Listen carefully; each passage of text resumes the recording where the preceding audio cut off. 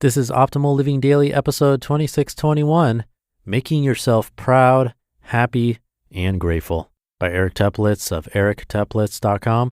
And I'm Justin Malik, the guy who reads articles, book excerpts sometimes, and more to you every day, including holidays.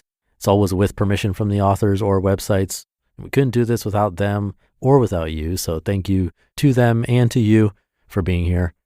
And now let's get to today's post and start optimizing your life. Making Yourself Proud, Happy, and Grateful by Eric Teplitz of ericteplitz.com. There's so much that happens in life that is beyond our control.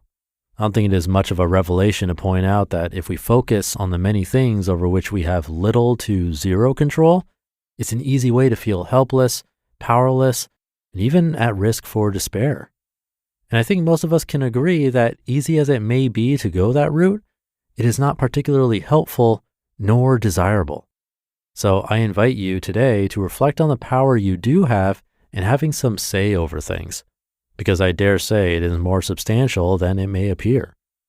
Take a moment and reflect on some of the many positive things that never would have happened were it not for specific, intentional decisions you made, initiative you took, or opportunities you seized. You can ponder this in respect to the past week, month, year, or even the entirety of your life. If you spend some time on this, seriously, take an hour or so and journal on it. I think you may be surprised by just how much agency you actually have, even in the face of all things uncontrollable. For example, you may have initiated contact with someone that led to a lasting friendship, or you may have been on the receiving end of such a gesture and been open to it. You may have made a suggestion that set into place the actual occurrence of something, be it a fun evening with a group of friends or a business idea that proved to have some legs. You may have improved the quality of someone else's day through a simple, kind gesture, such as a phone call, a supportive letter, a card or email, a visit, or a surprise delivery of homemade food. You may have made a decision to cut out an unnecessary expense that, over time, saved you a significant amount of money. You may have purchased something large or small that greatly improved your life or someone else's in some way. You may have made a decision to try out a new recipe that became a family favorite. You may have made a decision to quit a bad habit that had innumerable positive effects on yourself and your loved ones. You may have come to someone's assistance in a way that was profoundly meaningful to them. Or you may have altered the entire course of your life by deciding to make a move, literally or figuratively. If you're stuck coming up with examples, think back on some of your favorite memories and ask yourself, what role did you play in having those experiences come to be? If you were there, you played some part. If you do this exercise, you may find the results staggering and empowering, and it may cause you to look ahead at the new calendar year more optimistically and imaginatively. I also suspect there will be some key themes or patterns you may find in the decisions you have made that, upon reflection, make you proud, happy, and or grateful, and who doesn't want more of those in their memory banks? For one thing, these have likely been decisions that reflect your most cherished values. So it goes without saying that taking some time to consider the values you wish to embody further and prioritize moving forward might help you brainstorm ideas for how you might make yourself proud, happy, and grateful in the year ahead. Ask yourself, how can I be more courageous, loving, adventurous, kind, generous, and fun, in general, and with whom? In regard to making things or helping to make things happen that otherwise wouldn't have and that you feel glad about, here are 3 obvious but important points to consider. Number 1, have a plan. A plan is not a guarantee of results, but a plan is a blueprint for intentional action and greatly increases the likelihood of success with almost any endeavor. What are you aiming for? What preparations and logistics need to be considered? How can you set yourself up for success? At some point, your project may take on an unforeseen life of its own, but even that wouldn't have had an opportunity to arise were it not for your initial plan. Number 2, getting started is often the hardest part. Overcoming inertia, getting ourselves to begin, is a common hurdle to achieving anything worthwhile. For writers, it can be summed up in 3 words: butt in chair. It could be getting yourself out the door to begin a workout. It could be making the phone call you're avoiding, getting up early, or doing something new for the first time. It's doing the uncomfortable thing. But once you've begun, you get to benefit from Newton's first law of motion. Paraphrased, an object in motion tends to stay in motion. In other words, once you begin something, you are likely to be propelled forward by momentum. And number 3, show up. Once you overcome the inertia and get yourself to the literal or metaphorical starting line, the rest is just a matter of doing the next thing in front of you to do.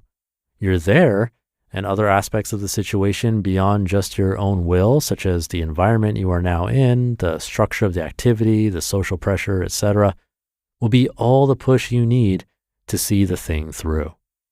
Here's a simple, recent example from my own life. The Backbone Trail is a 67-mile-long continuous hiking path in the Santa Monica Mountains National Recreation Area that has long been of interest to me. I've hiked portions of it over the years, but never the entire thing. Being Angelenos, this is a close-to-home adventure perfect for COVID times for my wife and me. We both love hiking and exploring beautiful natural places. We met 16 years ago on a local Sierra Club hike, so I suggested to her that we do this together. And there are a number of ways you can break the distance up into manageable day hikes, and we decided to follow the guidance of an LA Times piece that divides the trail into 8 point-to-point segments. Even though we were both on board with the idea and knew we would enjoy the experience, there were still some psychological hurdles to overcome. These are hikes that require some advanced planning, including getting up early enough to allow time for placing a car at both the start and end points of each hike, as well as traversing the distances on foot at a relaxed pace, especially during the shortest hours of daylight of the year. We needed to have our food planned out as well. Not a huge task, but still one that requires some planning and preparation. And we needed to resist the temptation to sleep in on cold winter weekend mornings. In other words, we had to commit to doing this. But sure enough, by planning, overcoming inertia, and showing up, we completed the first section together on Christmas Day. Starting from the gorgeous coastline at the Ray Miller Trailhead in Point Mugu State Park, we hiked 8 miles through the mountains to Danielson Ranch inside lovely Sycamore Canyon, and another 3 miles from there to the closest parking lot from which to shuttle ourselves back to the start. The hike did not disappoint. The scenery was expansive, varied, and breathtaking. The weather also varied, but perfectly so, throughout the day. The mountains were aromatic with a pleasing scent of sagebrush, and the peaceful silence was a salve from life in the big city. The takeaway here is that we can seize the agency we have in an effort to give ourselves positive experiences and lasting memories. We can create joy and meaning for ourselves where and when and however we can, even if we cannot control the shape of world events at large. A good and perhaps necessary reminder to take with us into 2023. You just listened to the post titled, Making Yourself Proud, Happy, and Grateful by Eric Teplitz of ericteplitz.com. Thank you to Eric. I thought this one was a perfect segue from what we were talking about yesterday, or at least what I mentioned in the commentary yesterday. We talked about control and how if something isn't in our control, then maybe in that case it's fine to distract ourselves and do something else so we don't ruminate and end up in a cycle of negative thoughts. But Eric brought up such a great point at the beginning of the article that I think was a bit overlooked yesterday. Maybe we do have more power to control something than we originally think. This then could eliminate much of the overwhelm that we talked about yesterday. He mentioned to seriously take an hour or so to reflect on this, and I get it, that's a lot of time. But even if it's half that or a quarter of that, and the time is really spent reflecting on these types of moments, I think it can have a big impact. And great suggestions and example here for us to think about. It's a new year, and now's a great time to reflect and plan. So thank you again to Eric for this one, and thank you for being here. Have a great rest of your day, and I'll see you tomorrow, where your optimal life awaits.